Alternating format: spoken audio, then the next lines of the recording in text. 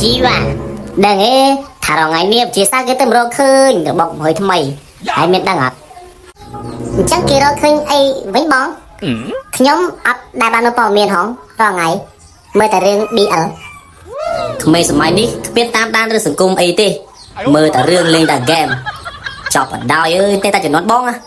វ័យអនឯងនេះងូទឹកស្រាឡៃណាលោចូលទឹកព្រែកងូទឹកអត់ស្លៀកអាវមួយស្រីមិនចេះខ្មាស់គ្នាមិនទេមិនដូចខ្មែរឥឡូវ4 5ដល់មិនទាន់ស្គាល់បាត់សម័យនេះបងខុសគ្នាកុំប្រៀបធៀបក្មេងសម័យហ្នឹងខុសពីក្មេងសម័យមុនហើយចាស់ជំនាន់មុនក៏ខុសពីចាស់ជំនាន់ឡើយដែរព្រោះអាចាស់ជំនាន់មុនណាគឺពួកគាត់ហ្នឹងស្លាប់អស់ហើយអូមកដល់ហ៎ជេងអង្គុយសិនទៅអរគុណលោកប្រធានអូហើយមកដាក់ CV មែនបាទលោកប្រធានខ្ញុំមកដាក់ CV សុំចូលធ្វើការនៅក្រុមហ៊ុនរបស់លោកប្រធានបាទ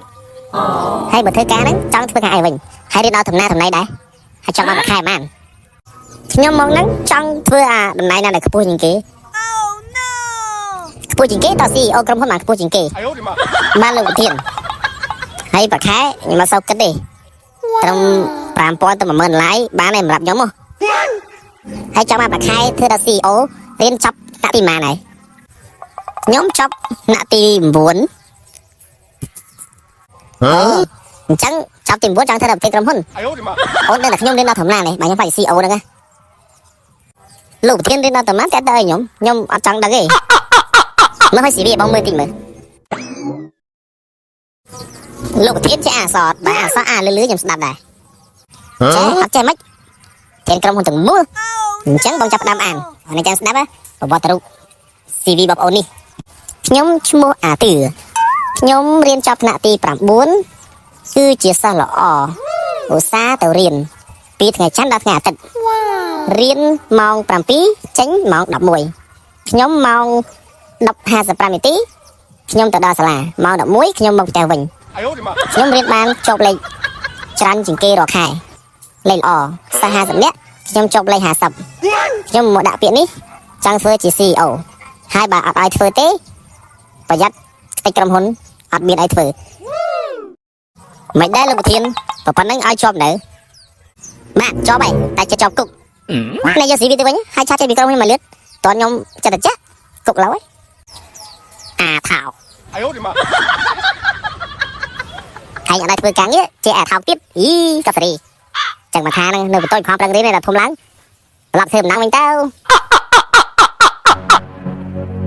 យេក្មេងអស់ហ្នឹងប្រាប់ហើយប្រាប់ទៀតថាកុំឲ្យចុះក្នុងព្រៃហ្នឹងឥឡូវនេះវាធ្វើទុកតតបានទៅយកកឡនឹងមកទៀតឯងខំចាប់អាបនឹងទុកអស់រាប់រយឆ្នាំមកហើយមិននឹកស្មានថាពេលនេះវាត្រូវបានវាខ្លួនដោយសារតាពួកក្មេងៗអស់ហ្នឹងសោះ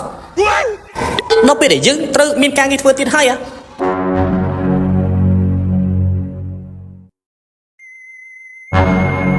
បានចេញមកក្រៅស្រួលខ្លួនមែនអាយអូឌីម៉ា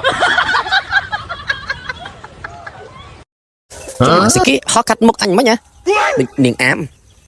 តាមមើលតើបិចតាមទៅបានបើមិនចឹងទេប្រកាសជាអុកឡុកគេពេញភពស្រុកមិនខានទេមើលទៅរកចាស់ធ្វើដំណើរមក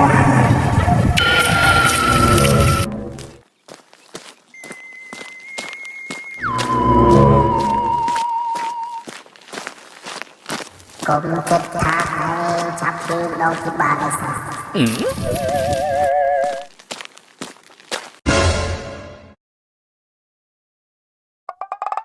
នេះចេញមកអុកឡុកគេទៀតហើយមែនគិតថាបានសម្រេចមានផែនការរបស់យាយអាយើងនឹងចាប់យាយដាក់ចូលនៅក្នុងកន្លងម្ដងទៀតជាមិនខានចរចាគ្នាសិនទៅថៃមិនចាំបាច់ចង់ចរចាចូលស្អីទេយើងមិនចរចាជាមួយព្រីវិសាចដាច់ខាតចឹងហើយត្រៀមទៅ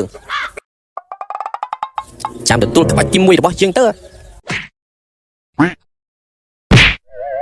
យ៉ាត្រូវប៉ុណ្្នឹងហើយមិនព្រឺសាច់ទៀតទេយើងមិនជ្រាបសាច់ទេលក់មកក្បាច់ទៅភាសាពិឃាតអាយអូឌីម៉ា